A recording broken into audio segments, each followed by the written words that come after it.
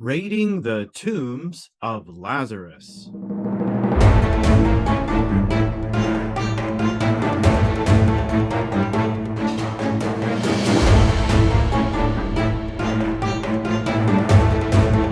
Lazarus of Bethany is famous for rising from the dead, but there's more to his story than that.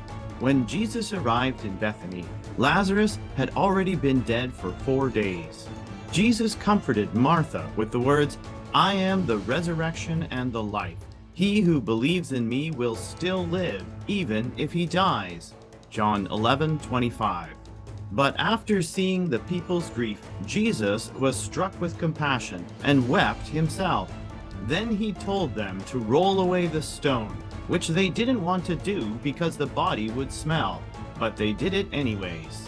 And after praying out loud to the Father, Jesus commanded Lazarus to come out of the tomb.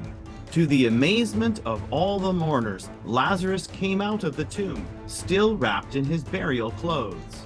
At the time of Christ, Bethany was a small town where everybody knew everybody.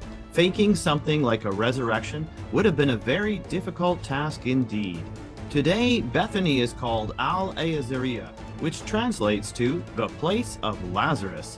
It is less than 2 miles from Jerusalem on the flank of the Mount of Olives, just as is described in the Bible.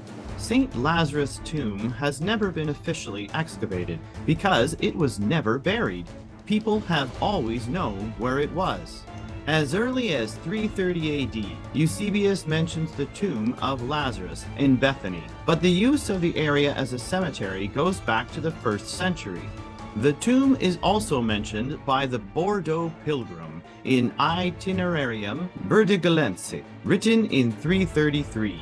In 390, Jerome mentioned the Lazareum, a special church dedicated to Lazarus and built over his tomb in Bethany. In 410, the Christian pilgrim Egeria described a liturgy that was so crowded that it overflowed the Lazararium into the surrounding fields. After the Lazarium was destroyed by an earthquake, a larger church was built in its place, as is mentioned by Theodosius I of Alexandria in 518, and the Frankish bishop Arculf in 680.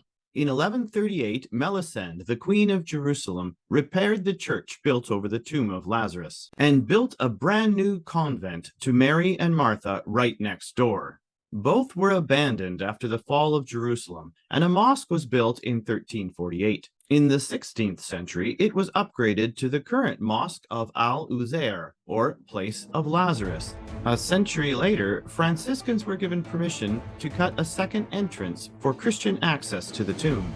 And in 1863, the Catholic Church of St. Lazarus was built nearby. The Greek Orthodox Church of St. Lazarus was built in 1965. In 1905, General Booth visited the tomb of Lazarus. This is the tomb of Lazarus a year later, and this is the tomb of Lazarus today. Down a set of stairs takes you to the entrance to the underground crypt. And this is the crypt where Lazarus rose from the dead almost 2,000 years ago. But this was not the end of Lazarus' story. After Christ rose from the dead, Lazarus fled Judea because of a plot against his life. He was appointed bishop of Kition, Cyprus, modern-day Larnaca, by Barnabas and Paul, and stayed there until his death 30 years later. In 890, a tomb was found in Larnaca bearing the inscription, "Lazarus, the friend of Christ." The remains were transferred to Constantinople. Sadly, these relics disappeared after the Franks sacked Constantinople in 1204.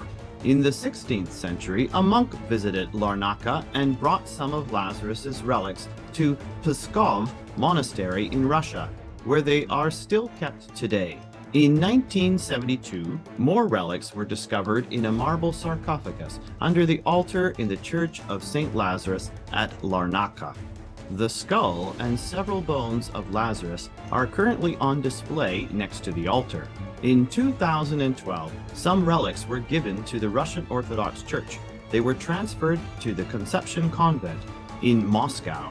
The resurrection of Lazarus was an amazing miracle that continues to inspire people even today. But what was even more amazing was what Lazarus chose to do with the rest of his life. What will you do with yours? Hi, I'm David. If you like this video, help me get the message out. Share it with somebody. And watch the next one.